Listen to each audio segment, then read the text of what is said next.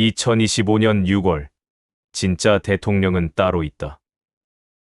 이 영상은 트럼프 피격을 예언했던 미국의 기독교 예언가 브랜든과 동양의 오래된 예언서인 정감록, 격암유록에서 전해진 내용을 바탕으로 재구성하였습니다. 공식 문서나 인증된 음성 기록은 아니지만 오랜 시간 동안 대중 사이에서 회자되어 온 예언들이 현재의 흐름과 놀랍도록 맞물려 있다는 점에서 시청자 여러분과 함께 그 의미를 진지하게 되짚어보고자 합니다. 2025년 6월, 대한민국에서 예상하지 못한 변화가 시작된다는 예언이 있습니다. 그 중심에는 숨겨진 대통령이라 불리는 한 인물이 존재한다고 합니다. 이름도 없고 정당도 없으며 아직까지 누구의 입에도 오르내리지 않은 인물입니다. 그런데 이 놀라운 예언은 단순한 상상이나 루머에 그치지 않습니다.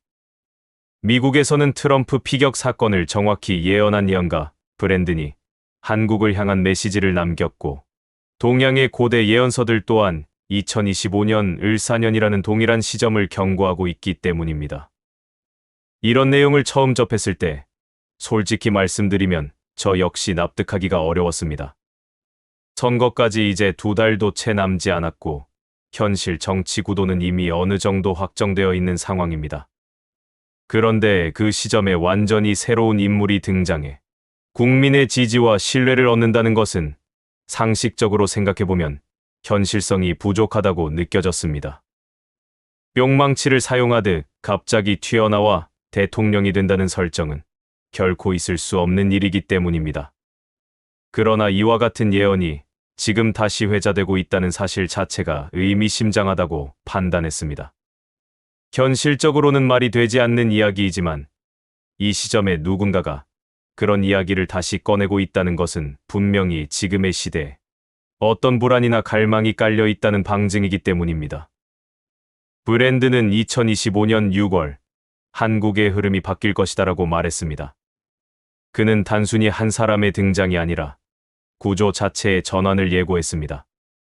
정감록에서도 이와 유사한 예언이 있습니다. 을사년의 하늘의 기운을 지닌 자가 백성을 구하리라. 음력으로 2025년은 바로 을사년이며 예언의 시점과 지금의 현실이 정확히 맞닿아 있습니다. 시대와 대륙을 초월하여 동일한 흐름을 말하고 있다는 점에서 단순한 우연이라고 보기에는 어렵다고 생각됩니다.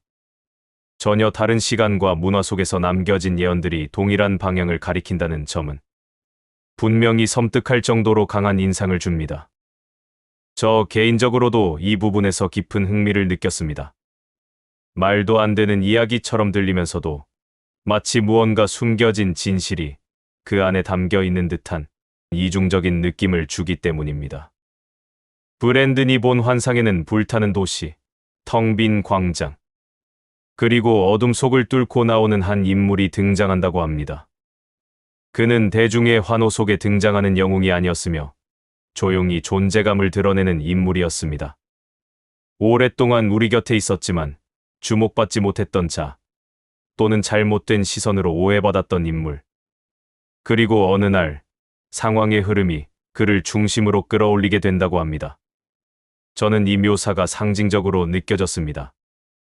누군가를 직접 지칭하기보다는 시대의 흐름이 어떻게 바뀌는지를 암시하는 것처럼 해석되었습니다. 즉, 사람의 등장이 아니라 시대의 눈이 바뀌는 시점이라는 것입니다. 이러한 예언이 지금 다시 주목받고 있다는 사실은 단지 예언의 내용 자체보다도 그 예언을 받아들이는 사회의 분위기를 말해주는 증거라고 생각합니다. 대중은 지금 무엇을 믿지 못하고 있고 무엇을 갈망하고 있는가? 이 질문에 대한 단서는 이런 신비로운 예언의 재등장 안에서 충분히 찾을 수 있습니다. 결국 중요한 것은 누가 대통령이 될 것인가가 아니라 그 인물을 통해 시대는 어떤 의미를 부여받게 되는가에 있다고 생각합니다. 현재 정치권의 유력 후보들은 대부분 공개되어 있으며 여론조사도 분명한 흐름을 보여주고 있습니다. 언론은 매일같이 지지율과 발언을 분석하고 있고 사람들의 시선은 이미 특정 인물들에게 집중되고 있는 상태입니다. 그러나 그와 동시에 묘하게 자주 들리는 말들이 있습니다. 이번 대선, 뭔가 이상하다. 전례 없는 일이 일어날 것 같다. 그런 직감 같은 말들이 점점 더 늘어나고 있는 것입니다. 저는 이 현상이 단지 정치적 불확실성 때문만은 아니라고 생각합니다. 그보다는 지금 사회 전반에 퍼져 있는 어떤 긴장감과 방향 상실이 이런 말들을 부추기고 있는 것은 아닐까요? 지금 한국 사회의 흐름은 마치 바다 깊은 곳에서부터 서서히 울리는 진동처럼 겉으로는 평온해 보이지만 그 안에서는 분명히 무언가가 요동치고 있다는 느낌을 줍니다. 여론조사에서는 잡히지 않는 민심의 방향, 언론이 미처 포착하지 못하는 미세한 변화의 조짐, 그리고 그 누구도 명확하게 설명하지 못하는 공기의 흐름 같은 것들 말입니다. 브랜드는 이를 무언의 전환기라고 표현했습니다. 말로 설명할 수는 없지만 확실히 느껴지는 변화의 기류. 저는 이 표현이 지금 한국 사회에 아주 잘 맞는다고 느꼈습니다. 확실한 증거는 없지만 사람들 사이에서 공감되는 어떤 감각. 이건 논리보다는 직감에 가까운 영역이라고 생각합니다. 브랜드는 사람들은 그것이 시작된 줄도 모른 채 이미 그 안에 들어가 있을 것이다라고 말했습니다. 저는 이 문장을 들었을 때 그동안 우리가 얼마나 많은 변화를 겪으면서도 그것이 변화인 줄도 모르고 지나쳤는지를 떠올리게 되었습니다. 실제로도 지금의 정치 구도는 변함이 없어 보이지만 대중의 반응은 이전과는 사뭇 다른 양상을 보이고 있습니다. 기존 정당에 대한 실망감, 반복되는 정치 언어에 대한 피로, 그리고 새로운 가치에 대한 갈망이 조용히 확산되고 있는 것입니다. 이건 단순한 여론의 흐름이 아니라 사회적 감정이 집단적으로 움직이는 징후라고 봐야 할지도 모르겠습니다. 경제적으로도 상황은 만만치 않습니다. 고금리로 인해 부동산 시장은 경직되어 있고 수도권과 지방 간의 격차는 더욱 심화되고 있습니다. 수출은 둔화되고 있으며 핵심 산업인 반도체조차 글로벌 변수에 크게 흔들리고 있는 상황입니다. 이런 국면에서 단지 대통령이 누구냐의 문제가 아니라 대한민국이라는 국가의 방향 자체가 바뀌어야 한다는 요구가 커지고 있습니다. 그래서 브랜드는 2025년은 리더의 교체가 아니라 리더십의 교체다라고 말했습니다. 저는 이 말이 단순한 수사가 아니라고 생각합니다. 지금 시대가 요구하는 지도자는 단순한 권력자가 아니라 공감과 책임의 리더십을 갖춘 인물일 것입니다. 격암유록에도 이와 유사한 표현이 있습니다. 참된 지도자는 백성의 마음속에 있나니 그 마음이 하나로 모일 때 새로운 나라가 이루어진다. 이 문장을 접했을 때 저는 문득 이런 생각이 들었습니다. 어쩌면 지금 우리가 찾고 있는 지도자는 외부에서 새로 등장하는 인물이 아니라 이미 우리 안에 있었지만 다른 시선으로 보지 않았던 인물일 수도 있다는 것입니다. 시대의 흐름이 바뀌면 같은 사람이라도 전혀 다른 역할을 부여받을 수 있기 때문입니다.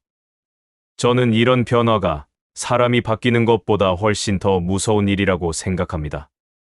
왜냐하면 그건 결국 우리 자신이 바뀌는 일이기 때문입니다. 브랜드 내 예언 속에는 하나의 흐름이 있습니다. 그것은 단지 정치 권력의 이동이 아니라 사람들의 의식 구조가 바뀌는 전환입니다. 그는 욕망의 언어를 쓰지 않는 자, 어그러진 틈을 메우며 중심을 세우는 자가 나타날 것이다라고 말했습니다. 이 표현은 마치 한 명의 구원자를 암시하는 듯 보이지만 저는 그렇게 단순하게 보이지 않았습니다. 오히려 이건 시대가 바라는 지도자의 모습에 대한 묘사라고 생각했습니다. 강한 목소리보다 조용한 책임감, 빠른 판단보다 깊은 성찰, 권위보다 공감. 지금 한국 사회는 이런 리더를 필요로 하고 있으며 어쩌면 예언은 그런 사회적 갈망을 상징적으로 표현한 것일 수도 있습니다. 정감록에서는 을사년의 변화가 온다고 기록되어 있습니다. 그리고 지금이 바로 그 을사년입니다. 과거의 예언이 지금 이 시점과 맞닿아 있다는 사실은 단순한 우연으로 치부하기 어려운 설득력을 만들어냅니다. 물론 이 모든 것이 그대로 현실이 된다는 보장은 없습니다. 저 역시 그런 확신은 갖고 있지 않습니다. 하지만 적어도 이 흐름을 통해 우리는 지금 어떤 시대를 살아가고 있는지, 그리고 앞으로 무엇을 선택해야 할지를 더 깊이 고민하게 됩니다. 정치권에서는 유력 후보들을 둘러싼 크고 작은 이슈들이 계속해서 불거지고 있습니다. 건강 문제, 사법 리스크, 또는 예상치 못한 변수들. 이러한 혼란 속에서 국민들은 점점 더 신뢰할 수 있는 한 사람을 갈망하게 됩니다. 그런 가운데 과연 예언에서 말하는 숨겨진 인물은 등장할 수 있을까요? 저는 개인적으로 여전히 회의적입니다. 단기간에 국민의 마음을 얻는다는 것은 결코 쉬운 일이 아니기 때문입니다. 그러나 우리가 그 인물을 직접 목격하게 되든 또는 흐름의 변화만을 체감하게 되든 간에 중요한 것은 이 시대가 분명히 어떤 재편의 시기에 접어들었다는 점입니다. 결국 예언은 미래를 예측하는 것이 아니라 현재의 흐름을 상징으로 보여주는 일종의 거울이라고 생각합니다.